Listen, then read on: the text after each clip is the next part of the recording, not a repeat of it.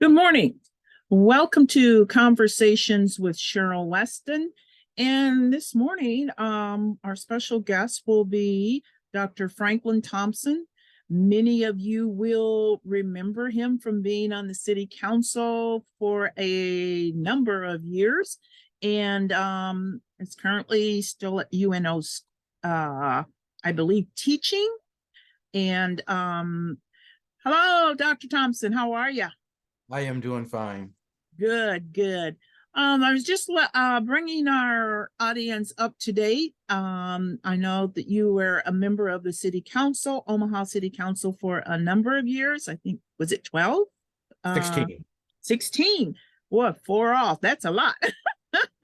And you are currently teaching at UNO, have Getting written a book. getting ready to retire from UNO in 2 weeks. 2 weeks. Oh, hmm okay. And So let's and I see. do have my autobiography newly published. Right. Okay. So will this be number 3 retirement? Um, I retired from City Council in 2017, Okay. retired from the Office of Human Rights and Relations last September, and then this is the final retirement, going into the old age.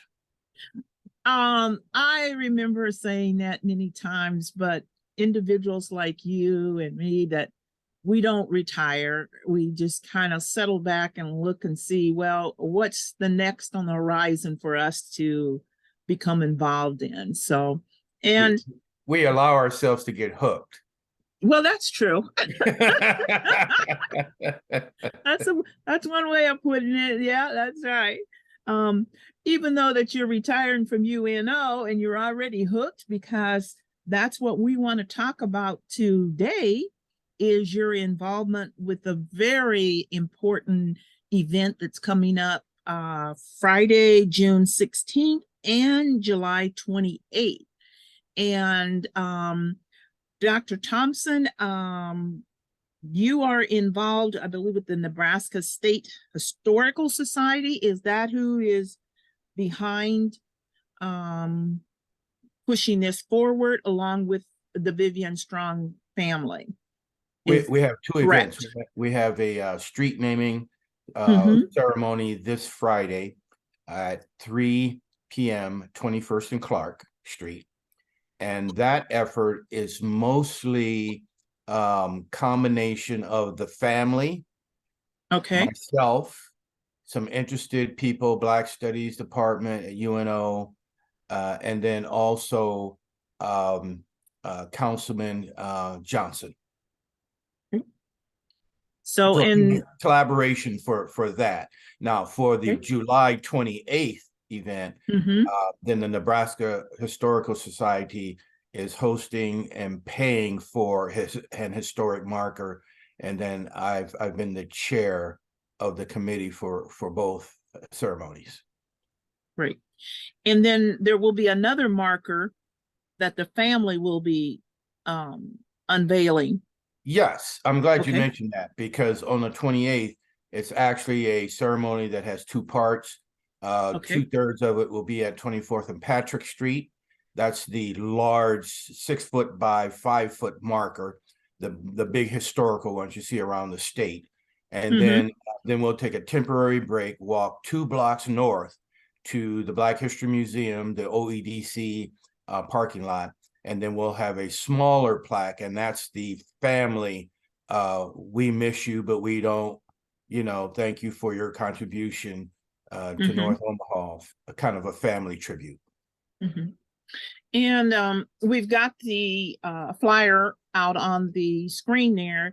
And for those, those who are too young or weren't even thought about it, this was a very traumatic situation for Omaha, and Game which changer. led to the riots, 3 days of rioting for this. And I believe I read where you were friends with Vivian, or you were like a year older or younger than her. I'm 6 months older, but she Okay. was 2 grades under me. And the Okay. reason why she was 2 grades under me is because she was in and out of the hospital quite a bit for medical care. Okay. And so her and her sister Carol were actually in the same grade, even though Vivian was older than Carol.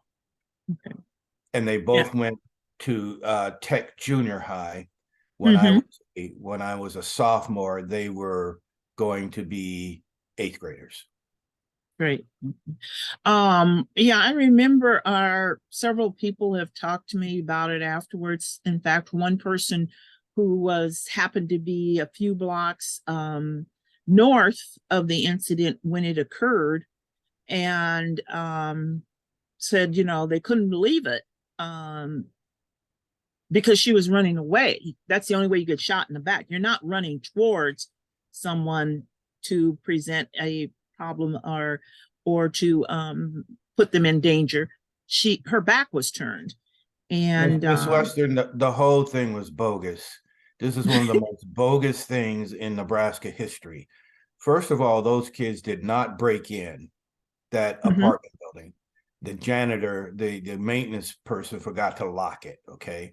So if you have an unlocked apartment building and preteens, now these are 7th, 8th graders, their right. mom's not going to let them go to a house party. That's not going to No, happen. But especially back then. Back right, then, especially. right. No. So basically, the only thing that they had was either Peony Park or Mm-hmm. do their little dance, little dance things. And that's all it was a little dance off. Mm-hmm. And that policeman decided to pull his gun out without warning. There was no warning verbal. There was no warning shot. He didn't even say stop, halt. He just pulled his gun out and shot her. Mm-hmm. Brutal.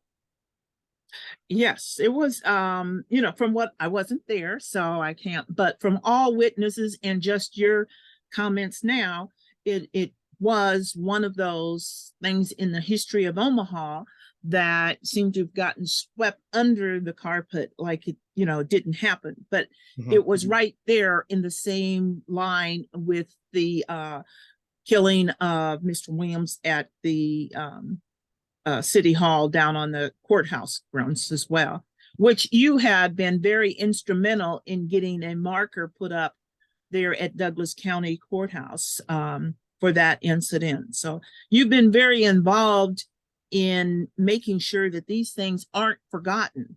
And I give you kudos for that. Thank you. There's a group called the Omaha Community Council of Racial Justice and Reconciliation. People like I'm on it, Preston Love, Brenda Council, Eric Ewing, quite a few people, Dr. Cynthia Robinson. And our goal was twofold. One is to do the historical things that have been forgotten and swept under the rug. And then the other thing is that we've been holding bi-monthly forums in the community talking about issues having to impact North Omaha. So that group still exists. On the marker side, because of my connection with the city and history and knowing people, then I ended up sort of by de facto I became the chair on the marker side. So we consider this Vivian Strong ceremony to be a continuation of our George Smith and Will Brown marker duties. Very great.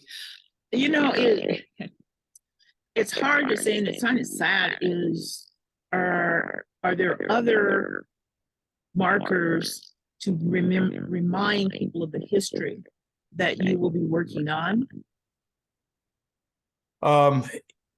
There are 5 known lynchings in Nebraska. Now, those are the ones that are reported. Of course, you and I know that 2/3 of them don't even get reported, by the news, especially back in those days. But 2 of them were in Douglas County, and then 3 of them are in other places throughout Nebraska. The Equal Justice Society out of Montgomery, Alabama would like to have all 5 of those commemorated. and Cherry County is another one. And we are willing to help Cherry County do anything that they want to do to bring that remembrance around. Now there are other things in just in our history that we can't forget. There's the David Rice Poindexter issue that's been bubbling and boiling for 55 years. Those are things. Then there's the almost gross overlooking of Malcolm X. That one makes me shake my head. So there's plenty of work for the Omaha Community Council to be involved in. Do you feel that this incident was, and there was, I think it was within a week or so of this incident, there were like 5 to 7 blacks that were shot or killed following this. Do you think that this was one of the beginning factors for the decline of North 24th Street? Definitely. There was a ripple effect. So the first ripple is the family itself. You have a mother who became very, very ill with depression, very ill. And then so Carol, the younger sister to Vivian, literally had to forsake her childhood, her teenage years, and she became a mother. Carol became a mother at 12 and a half years old. That's crazy. And then there were other people that were family members that were devastated. So that's the ripple number one. Then another ripple is that there's 3 nights of rioting, then that led to a lot of the stores and entities along 24th Street to be either burnt down or people shut them down. And then there was a lot of white flight. At that time, there were whites and Jewish people that owned the buildings, but they were in the process of turning it over to Black ownership. One good example would be Ellis. I forget Ellis's last name, but he had a grocery store on 24th and Blondo, and that was Sid Feldman's store, and he had turned it over to Ellis. So all of this commerce and this bustling 1940s, 1950s commerce that North Omaha had, it just suddenly disappeared. And then so that's another ring or ripple. And then you had this white flight, which means that the tax base began to be eroded. My research, and people can challenge my research, but my research says that white flight is what helped establish Miller Public Schools. Miller Public School District was partially established by that white flight from North Omaha. So that's another definitely. Yeah. And then another ripple that kind of gets overlooked a little bit is that these were Tech junior high students, and Tech junior high and senior high was all in the same building. It was one building. It wasn't 2 separate schools. And so that year, that 1969 year, when we went back to school, oh my goodness, ooh, you had to be there to find out how thick it was. At that time, Tech was 60% Black and 40% white. So that was my sophomore year. By my senior year, it had gone down to only 6%, from 60 to 6% white. And it was the beginning, before the Vivian Strong murder. There truly was white and Black race relations. You could see them walking to and from school at Tech. Okay. But between 69 and about 75, that's when locally the white man became the white devil. Okay. And so that was the white devil era, and it was intense. So the students were angry. Many of us even if we weren't close friends, we knew who she was. And so you had girls who were all of a sudden Vivian's not there, and they would just in class start breaking out and start crying in the middle of class, stuff like that. And so it revolutionized and radicalized Tech High. That one incident radicalized the whole school. And you brought out some very good points there, Dr. Thompson, was that, as you said, it began the white flight. And one of the big things and important people don't realize that began the Omaha public school system of segregation that was fully acknowledged, because from what I heard and things, there was still integrated schools going on in the Omaha area. But when you go to something like this, and what the people don't understand is when you start to make the schools based upon neighborhood schools, they like to put that, oh, it's in the neighborhood schools. Well, that immediately segregates.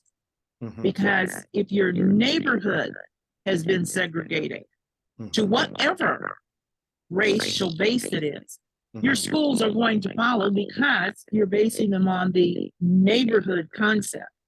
So it was definitely one of the things that went down.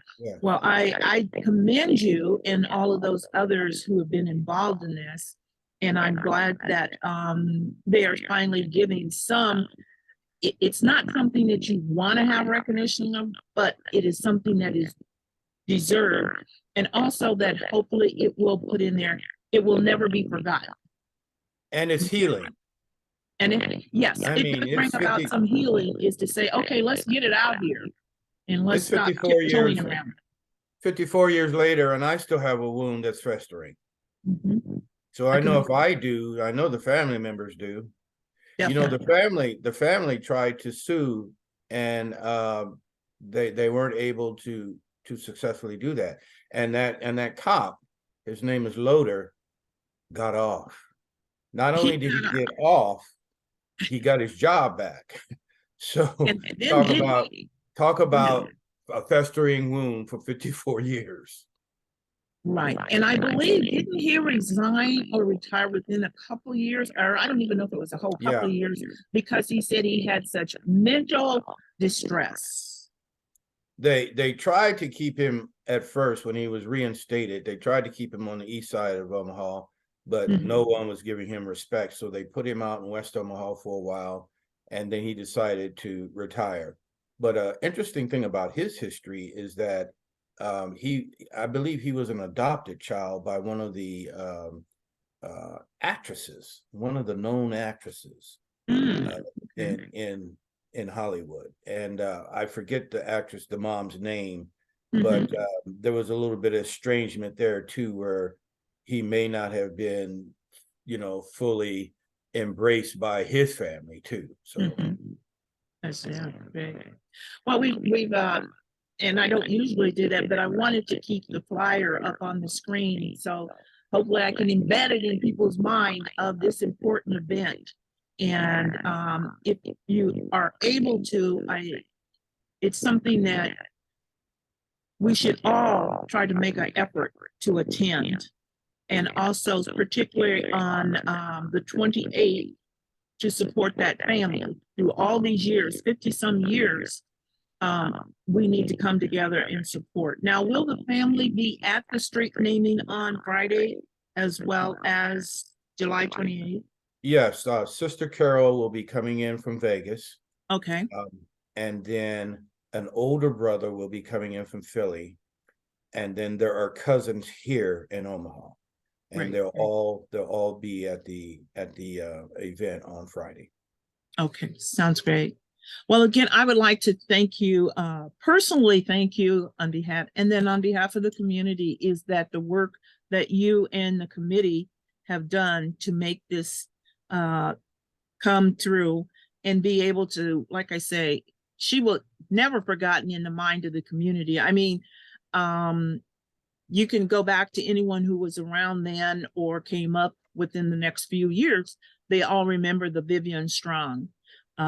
So this is, like you say, it's going to help for healing, particularly for the family, even if they may not all be here, but for those that are, but also for helpful maybe for the community. Because we will never get it. Every time we go through 24th Street, it brings back the memories because, as I said, she did spark those days of riots, and that, you know, didn't help to make North 24th.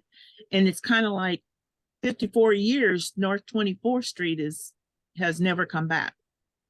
I know they're working on making things, but it's been 54 years and it still is nothing to what it was. And it took an incident, a child's life. And this was a child, not an adult, but a child. Right.